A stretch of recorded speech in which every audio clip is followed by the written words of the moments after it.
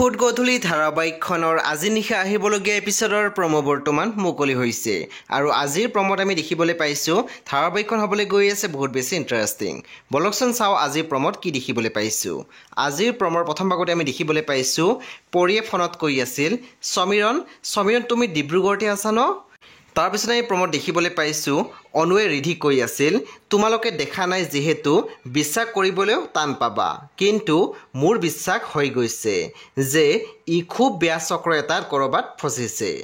তাৰপিছত আমি প্ৰমোত দেখিবলৈ পাইছোঁ বিবেকে কৈ আছিল নাই তাই তেনেকুৱা হ'বই নোৱাৰে, তাই মোৰ বাহিৰে কাকো ইমান ইজিলি ভাল পাবই নোৱাৰে।